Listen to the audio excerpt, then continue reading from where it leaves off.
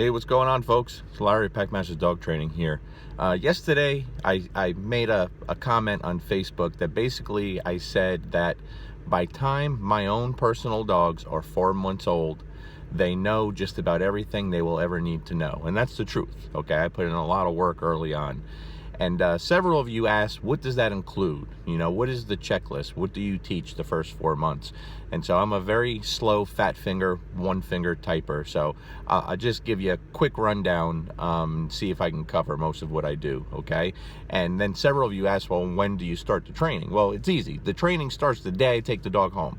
Everything we do from there, that's such a vital period, guys. 8 weeks old to 16 weeks old, it's such a vital period in the dog's life. And the beautiful thing is they suck everything up that you give them, okay? They're just a sponge for learning. So take advantage of it, because if you bust your ass a little bit in those first couple of months, you're gonna have a dog that really is set off to succeed right from the start. All right, so the first two things I teach, now most people always think when you talk about training a dog, they always think about commands, okay, obedience. I usually don't think that way, but I'll give you the first two things I teach are leave it and out. Every single one of my dogs. Now, I know a lot of people aren't a big fan of leave it. They don't teach it. For instance, if a dog is going to something they don't want them to touch, they'll use a recall or a down. I don't do that. I'm very literal with my dogs. I tell them what I want. And what I have found over the years through experience, and I have shown this, so I don't just talk about it like a lot of these homeboys do. I show it. Dogs get it for some reason. The leave it command is very, very strong in dogs, and that's why I teach it to my clients' dog. It's incredibly effective. So for example, what I have realized over the years, that the average dog will come off of a chase, say of a cat, a rabbit, a deer, an animal, with the leave it command much quicker than they will off a recall. I've seen it over and over and over. It's a very powerful command, and the dogs just get it. So leave it means just don't touch it. That is it. And I've demonstrated that many times. And then out means drop whatever you have in your mouth. So everything I teach my dogs is very literal. That's it. Then, of course, we start working on the recall. Okay, a dog has to have a strong recall when they're off leash. And listen, if you have an adult dog that will come to you when you call him under all circumstances, leave what you don't want him to touch, and drop what he has in his mouth, how much more do you really need? You understand what I'm saying? That really is the foundation of a really well-behaved dog as far as obedience wise. Then, of course, in those first few months, you know, I start the luring. I teach everything with luring, with food, okay? Everything. Luring is a tremendous thing. You're showing the dog, you're guiding him into the positions that you want to teach. Very simple, very basic, but what other way is faster for a dog to learn than you by showing him? So I start luring him into the basics, you know, the sit, the down, the place command. And the place command, guys, too many people think that's dog training, teaching the dog a place command. A dog learns a place command in about 30 seconds, okay? Learns the foundation of the place command in 30 seconds. That's a very small part of dog training, all right? Let's get back to the down command. If a dog does not go down with luring, I don't force it. I don't force it, okay? Because for me, that means that dog's mindset is not ready for me to manipulate him into that position. And if he's going to fight it, I don't have a problem with that. That's with my own dogs and with clients' dogs. I wait to have that bond and that relationship to where the dog's going to go down with me luring him into a down, plain and simple. So that's not something I care too much about.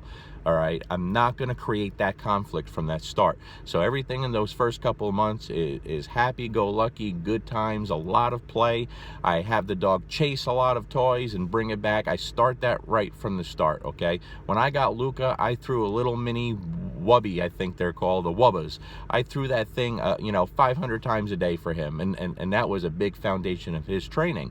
So as far as obedience for those first couple of months, that's pretty much all I focus on. Now, with that being said, you know how I feel about obedience.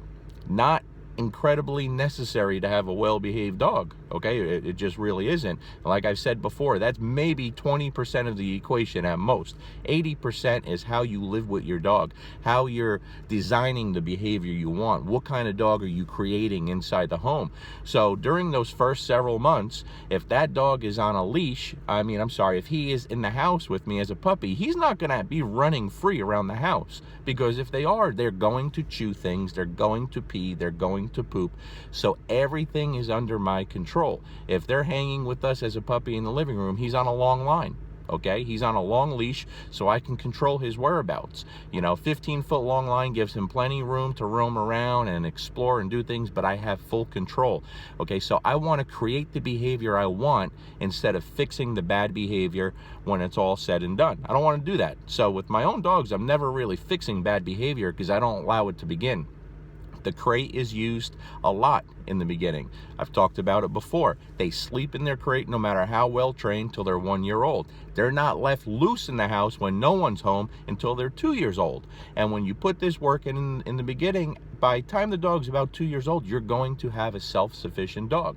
Okay? So as far as the checklist, first couple of months, that's it. If you can get your dog out to many different places, great. That just makes it even better. But again, when people think of socialization, they think your dog has to meet a bunch of different dogs and a bunch of different people. Mine don't.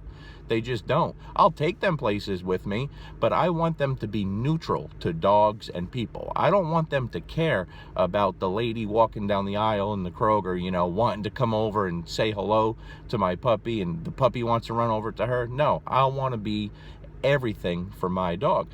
And you guys see, I am. My family is. My dogs don't really care too much about other people, other dogs. They're exactly how I want them to be, pretty neutral.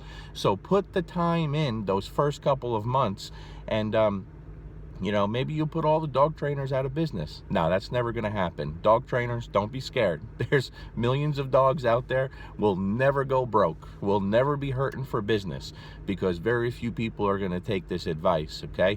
The average dog owner does everything wrong. Not on purpose. They have good intentions. They just don't understand. They don't know. And with so much information on the internet, I feel bad for young dog trainers and dog owners, because you don't know who to believe.